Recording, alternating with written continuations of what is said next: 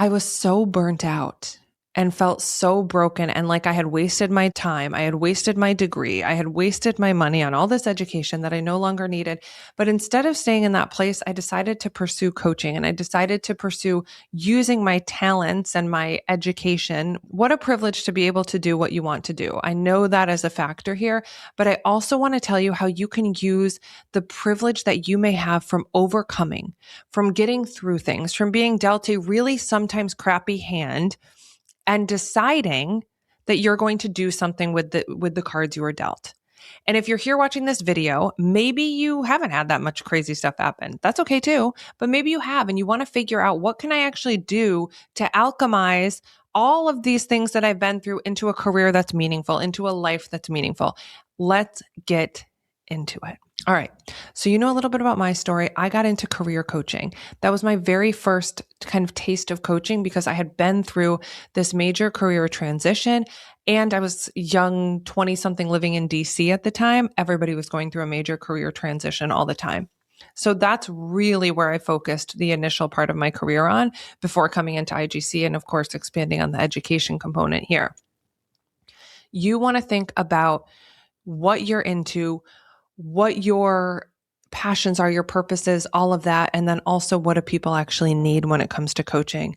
And yes, I'm getting a little bit ahead of myself, but here's the whole thing. Your story has 3 parts.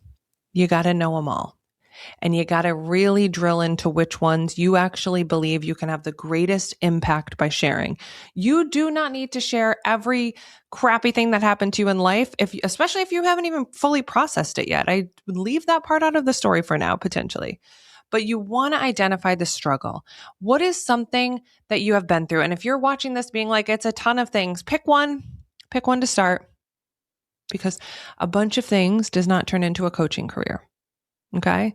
A very aligned focus that you are passionate about is going to be what finally makes things make sense. Now, once you're rich and famous, you can dabble in all the different areas, but you want to really identify what you went through. You need to identify the struggle. That's number 1. Number 2, you need to figure out the shift. What did it take to actually shift you? How did things finally change for you?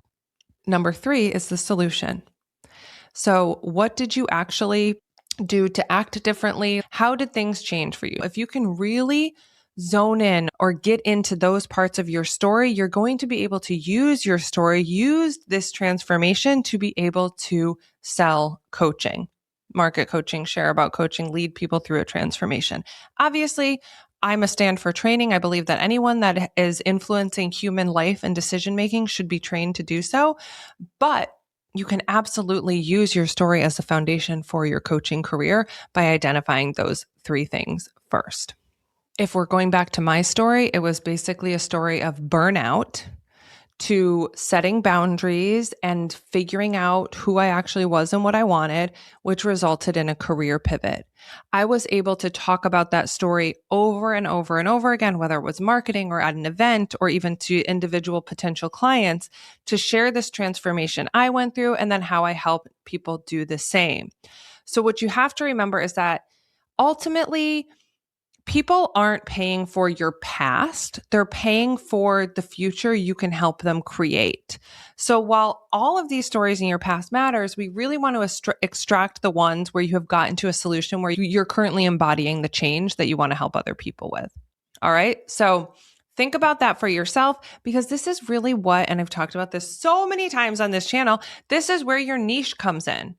What is this thing? What is this problem that you can help people solve? And how does your story play a role in that? Again, your story is not theirs. Your story is meant to give you a little bit more meat, put a little more meat on the bones. I don't know how else to say it. It's meant to give you a little vavoom, but it's ultimately up to you to explain that because you were able to do this, you can also help other people and guide them through the service of coaching to be able to create a career pivot or to adapt a healthier lifestyle or find the love of their life or create a 7-figure business or nail their next job interview or be a better parent, become a more patient person, regulate your nervous system, whatever that solution is. This is where your niche can also be found.